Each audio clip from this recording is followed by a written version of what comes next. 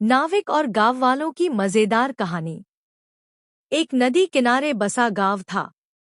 उस गांव में भोला नाविक रहता था। भोला का नाम सुनते ही लोग मुस्करा देते, क्योंकि उसका स्वभाव बड़ा ही मजेदार था।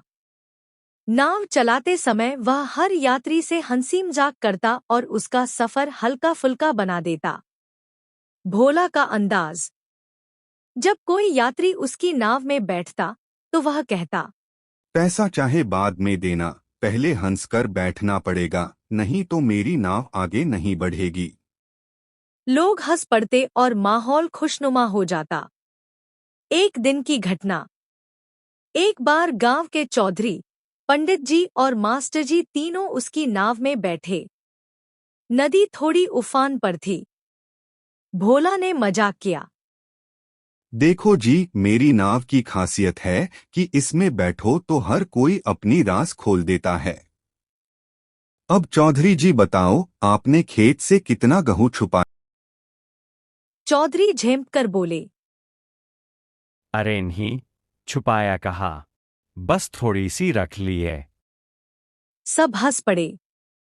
फिर भोला ने पंडित जी की ओर इशारा करके कहा, पंडित जी, कल भजन मंडली में आप खर्राटे क्यों ले रहे थे? पूरी नदी ने सुना था।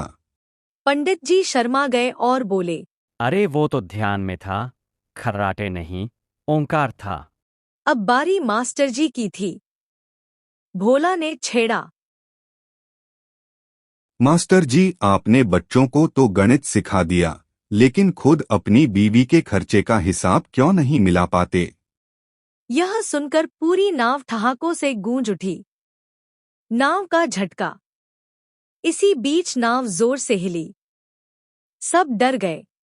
पाते। भोला बोला, डरिए मत, ये तो मेरी नाव का स्टाइल है। जैसे बैलगाड़ी झटका देती है, वैसे ही मेरी नाव भी। लोग हंसते हंसते डरना भूल गए। थोड़ी देर बाद नाव सुरक्षित किनारे पहुंच गई। उस दिन के बाद गांव वालों ने कहा, भोला की नाव सबसे बढ़िया है। इसमें बैठो तो डर नहीं लगता, बल्कि सफर हंसी खुशी में कट जाता है।